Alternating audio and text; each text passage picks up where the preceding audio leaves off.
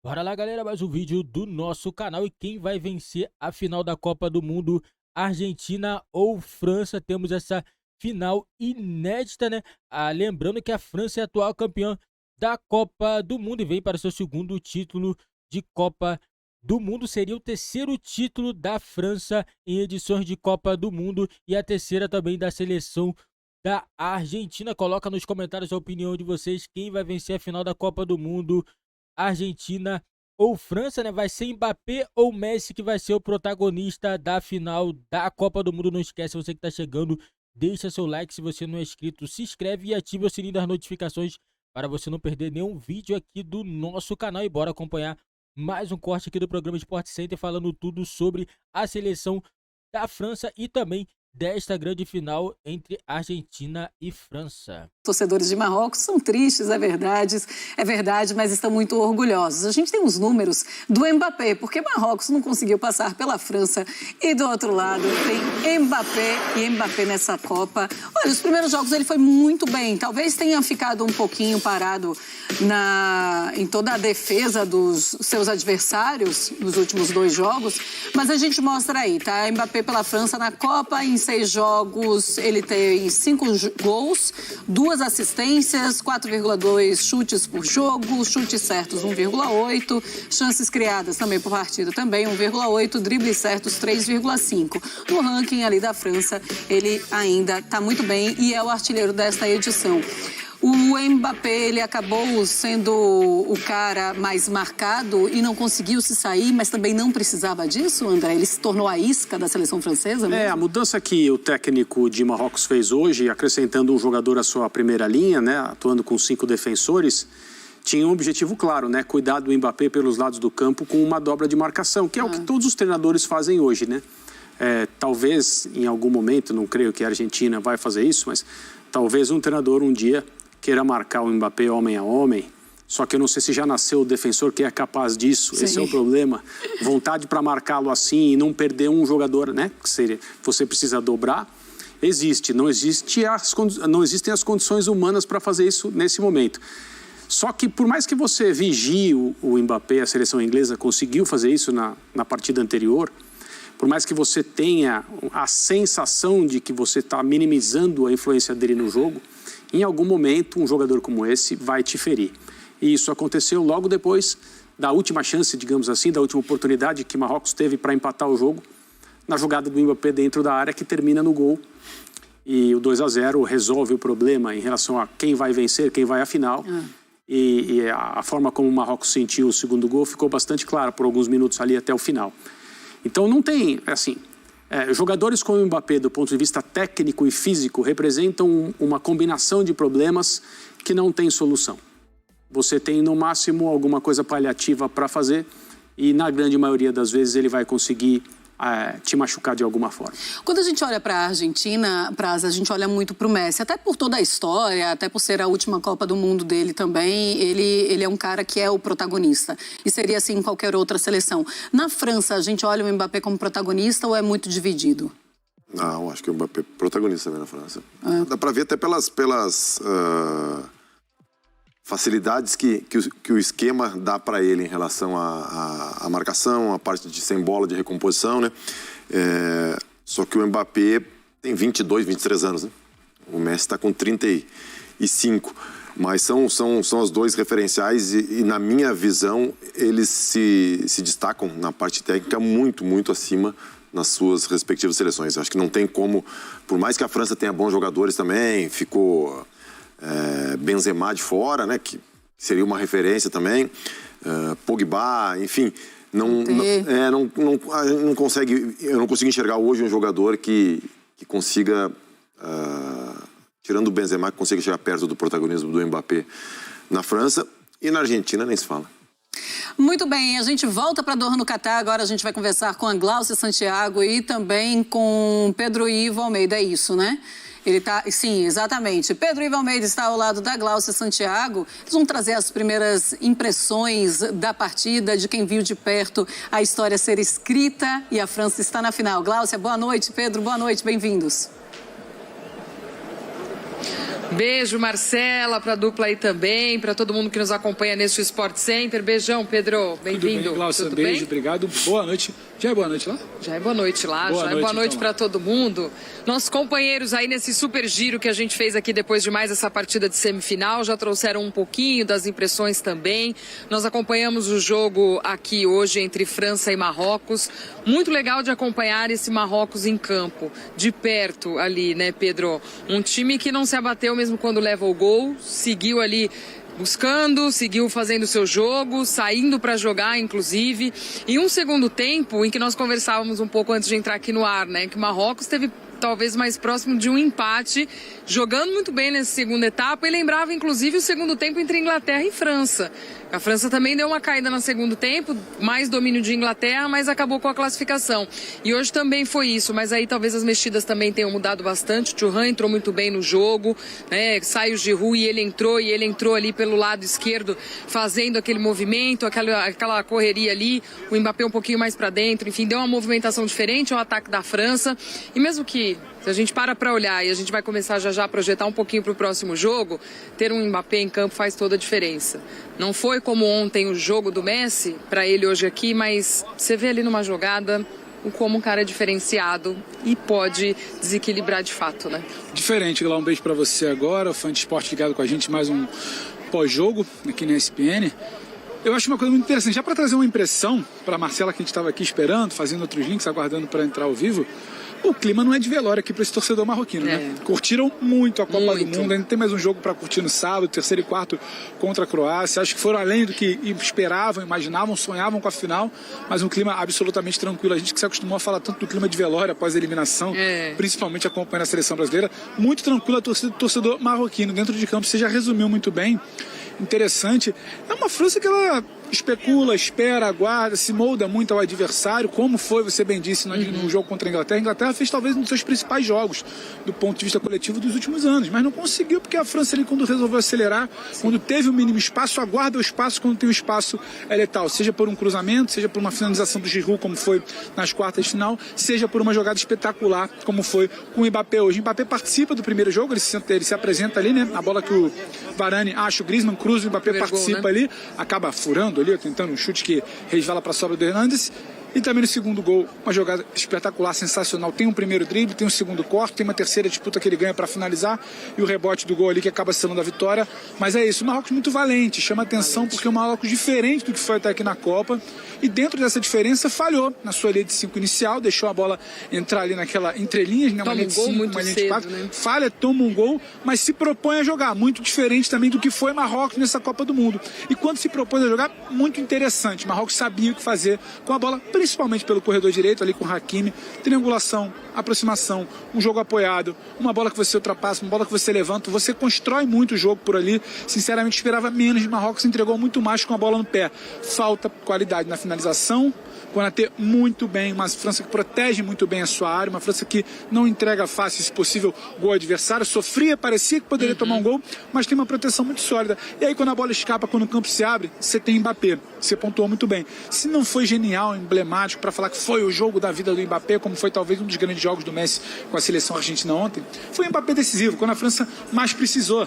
E com a idade que ele tem, colocar a França numa segunda final de Copa do Mundo consecutiva é muito grande. Então acho que a impressão que fica por aqui é essa até agora, né, Glau? E o pessoal de Marrocos também é interessante, né? Dentro do estádio, os amigos trouxeram já o domínio dos torcedores, né? Mas e era coisa de 8-2, 9-1, desde a né? escalação da França. Escalação da França passando no telão e vai, e eles assim, linda, fazendo uma festa muito legal. Quando o time toma o primeiro gol, eles incentivando também o tempo inteiro. Então, uma postura muito bacana da torcida, do time de Marrocos em campo. Algo muito legal da gente observar. Para devolver lá pro pessoal, eles pontuaram o Mbappé, esse nome emblemático dessa seleção francesa. Tranquilo aqui, né?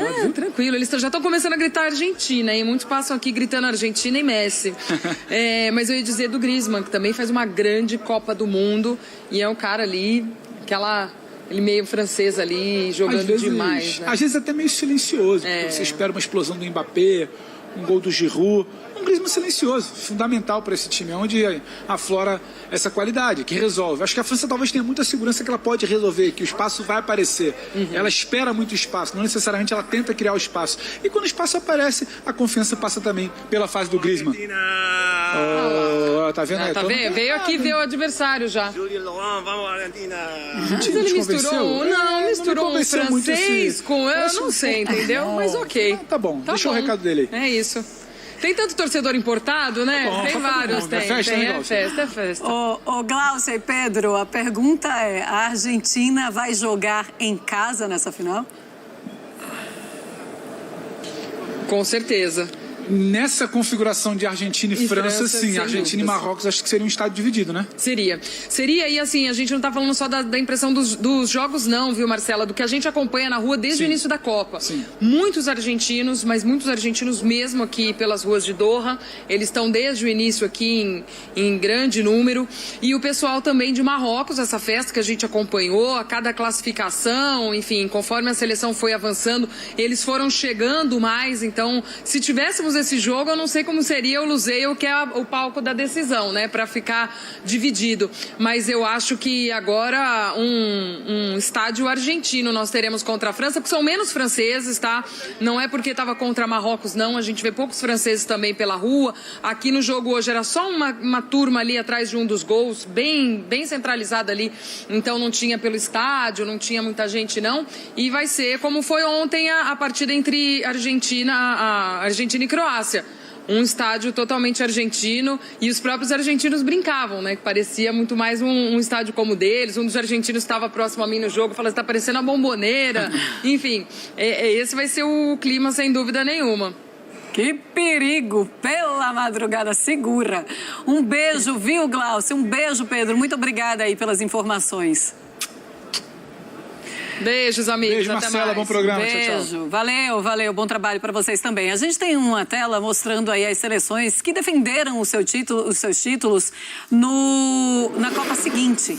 A gente mostra, olha, a Itália em 1938 venceu, o Brasil em 62, que também venceu, a Argentina em 90 não. Né? A Argentina foi campeã em 86, Brasil em 98 também não venceu, depois do Tetra em 94. E a França agora também defendendo em 2022 esse título que venceu em 2018. Está decidindo a Copa contra a Argentina. É uma potência essa França, Praz.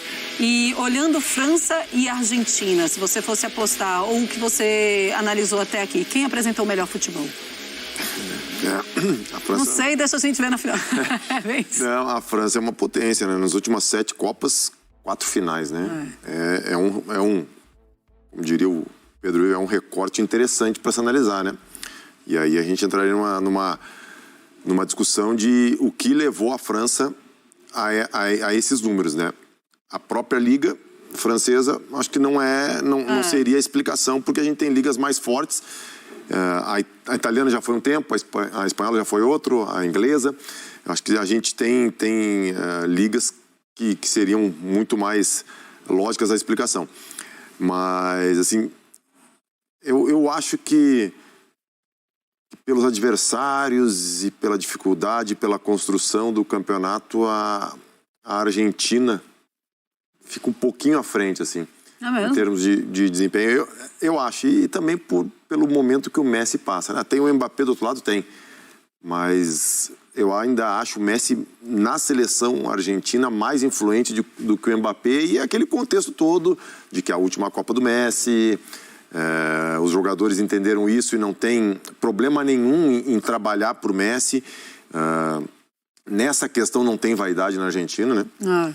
Então, mas assim, a França, apesar dos desfalques todos, conseguiu se reinventar também, vem muito forte. É uma comparação difícil para fazer, né? Mas assim, eu ficaria com um pouquinho assim de Argentina, justamente por causa do momento do Messi. Do Messi. E você, André, de tudo que aconteceu até aqui nessa Copa do Mundo, analisando o futebol, quem apresentou o melhor futebol, e você consegue ver algum favoritismo para essa final? Eu acho que essa pergunta ela só pode ser respondida subjetivamente, e todo mundo que acompanha a Copa de perto foi influenciado de um jeito ou de outro pela história que a Argentina construiu. Sim. Né? A gente conversava sobre esse assunto ontem no Linha de Passe exclusivo do Star Plus, que se você fizer uma pesquisa na torcida argentina, aqueles que estão no Catar, aqueles que estão a caminho do Catar, que embarcaram ontem, e não são poucos, e aqueles que estão... Só uma coisa, eles mudaram até rota de avião. Buenos Aires, Catar, de tantos torcedores que estão indo para lá, para a final. E, evidentemente, a esmagadora maioria que ficou na Argentina vendo a Copa pela televisão, se você fizer uma pesquisa, que caminho até a final vocês gostariam? Um caminho tranquilo, goleando todo mundo, chegando na final e tal? Ou este caminho, perdendo para a Arábia Saudita na estreia, tendo que jogar finais, porque a Argentina, desde a segunda rodada, está jogando partidas que ela não... Eliminatórias, praticamente. Que ela não pode perder. Eles preferem a segunda opção, que é o roteiro que se fez, que é o roteiro que foi apresentado, porque esse roteiro ele vai construindo um mito e ele vai colocando as pessoas na mesma vibração. E a coisa vai crescendo, crescendo, crescendo com as atuações do Messi até chegar à final. Então não tem como você ficar alheio a isso. A Copa de 2022, ela se conta por intermédio do Messi. Porque se ele ganhar, nada mais se tem a questionar a respeito desse jogador. Sim. Acabou a conversa. Se ele não ganhar, ele perdeu na última oportunidade que teve, depois de construir esse roteiro. Porque não é que o Messi teve atuações mais ou menos nessa caminhada da Argentina. Ele liderou o time. Até mesmo nas partidas que ele não foi absolutamente brilhante, como ontem, ele teve participações importantes, ele deu um bom passe, ele fez um gol, etc. Então eu acho que é muito difícil, mesmo para quem não tem admiração pela seleção argentina ou pelo Messi, né, assim, por incrível que pareça, existem essas pessoas no segundo caso, ou seja, admirar ou não o Messi, tem gente que consegue não admirá-lo, mas não conseguirá negar que a história da Argentina e do Messi nessa Copa do Mundo ela é muito sedutora, ela é muito potente. Agora, do outro lado, nessa final, tem um time que, como o Praz disse, está na 4ª decisão de Copa nos últimos 24 anos, isso não é pouco, e está a um jogo de fazer algo que só aconteceu 2 vezes na história. Então a gente falou sobre a banalidade da palavra, associada à palavra histórica, né, principalmente no que diz respeito aos feitos esportivos. Só a Itália na década de 30 e o Brasil 58 e 62 ganharam Copas em sequência. Só aconteceu 2 vezes. E a França pode fazer isso com um menino, que é o Mbappé, né? É difícil mesmo explicar esse momento francês nas últimas 2 décadas e meia. Mas a gente tem que entender que o futebol pertence às equipes e as equipes, obviamente, pertencem aos jogadores. Então, dessas 4 finais, tem 2 que compõem a era de Zinedine Zidane, 98 e 2006, e 2 que compõem a era de Kylian Mbappé, 2018, 2022. Sendo que, para ele, Mbappé, é muito curto a coisa. Nós estamos falando de apenas... 4 anos, né? De uma Copa para 100% outra. o Mbappé tem, né? 4 anos. Claro. 2 Copas, 2 E alguém que pode jogar mais e ganhar mais Copas. Tem tempo para fazer isso e qualidade nem se fala. Também porque as coisas tendem a ser, nesse momento que o mundo vive hoje, mais rápidas, começarem um pouco mais cedo. E ele é um jogador fenomenal. Então a França está diante de algo que é verdadeiramente histórico, mas para conseguir isso vai ter que passar por alguém que está escrevendo uma dessas histórias que nos levam a pensar que o futebol não vai fazer isso, né? Então, nessa conversa de ontem, eu falei sobre o Real Madrid na última edição da Liga dos Campeões, com aquelas viradas, né? Perdendo para o Chelsea por vários gols, consegue a remontada. Depois, na próxima fase, aí está perdendo em casa para o Manchester City, consegue a remontada com vários gols em poucos minutos, que é quando o Rodrigo entra no jogo. E aí, quando chegou para jogar a final contra um time que, do ponto de vista teórico, era superior, você se perguntava, não, o Real Madrid não chegou a essa final para não ganhá-la. E, de fato, não tinha chegado para não ganhar. Né? O Vinícius faz o gol, 1-0, o Liverpool com mais chances, etc, etc. O futebol entregou o prêmio ao final da história que todo mundo imaginava. Então, eu tenho, pessoalmente, uma tendência a achar que a Argentina não chegou com o Messi a essa final. Eu também acho e concordo. A Argentina, para mim, não chega nessa final para perder. Vai chegar muito forte. Eu não acredito que a Argentina vai fazer um jogo ruim para levar goleada. Se for, o placar vai ser muito, muito curto. Não vai ter placar elástico nessa final de Copa do Mundo. A Argentina, para mim, Pra mim esse jogo vai ser 50-50. Eu não tem como você chegar agora e falar a França vai chegar e vai vencer fácil a Argentina, porque não vai. Não vai. Os jogadores vão se redobrar dentro de campo, tudo por causa do Messi, né? Todo mundo sabe que o Messi vai estar fazendo a sua última Copa, é o único título que falta, né, na galeria do Messi, então o Messi vai fazer de tudo para poder conseguir vencer a seleção da França nessa final de Copa do Mundo. E o Mbappé também jogando muito, voando, e vai dar muito trabalho para a seleção da Argentina, mas para mim vai ser um duelo aí muito bom, um dos melhores jogos aí dessa Copa do Mundo. Eu acredito que vai ser Argentina e França na final. Lembrando também que temos aí o confronto entre Croácia e Marrocos, terceiro lugar. O jogo vai ser sábado, meio-dia, e a grande final da Copa do Mundo vai ser domingo, meio-dia, galera. Não esquece de deixar seu like, se inscrever no nosso canal e ativar o sininho das notificações para você não perder nenhum vídeo aqui do nosso canal.